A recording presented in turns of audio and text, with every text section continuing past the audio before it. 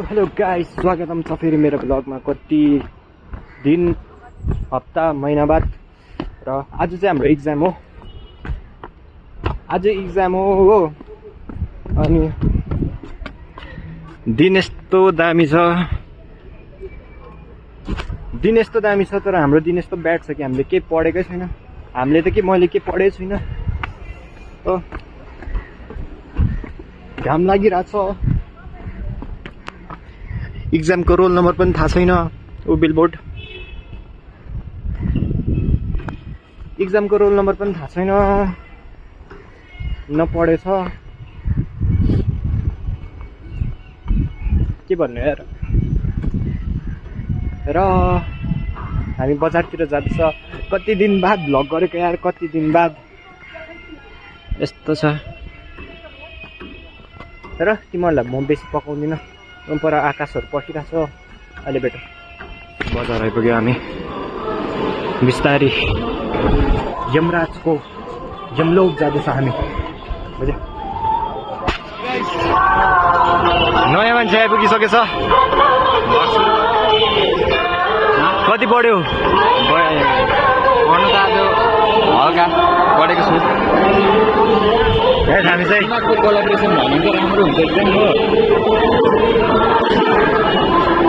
ल गाइस, अहिले भेटौँ। छ नोवेल।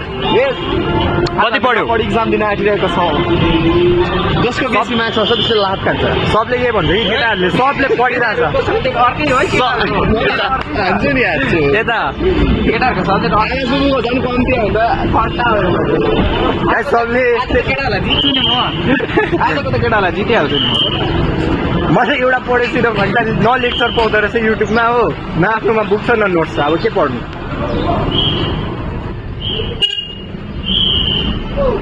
र गाइस, अहिले भेटौँ। यहाँ पुगिसक्यो। ओ कहाँ पुगिसक्यो हामी? मन्दिर हो।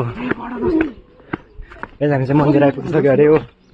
र भ्लगर बेसी थुप्रेर म पनि एउटा थुप्रिदिएको। भ्लगरले बोझ। भगवानको नाममा धम्पा हालौ त। आज एक्जामले हाम्रो लिन्छ।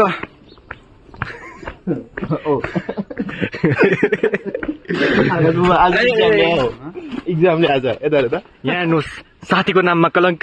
म पनि निकालेर बुक। साथीको नाममा कलङ्क। ओ साह्रै पढ्यो हो तिमीले त। आम्मा के हो? नगर्नु हामी नपढी छौँ त नि। हामीलाई एउटा कपीको नाम थाहा छैन हो, तर उता एजुकेसन हो नि त। हाम्रो त नेपाली हो। ल गाइस, अब हाम्रो तमासा भरे हेर्नुहोस्, दुखी आत्माहरूको।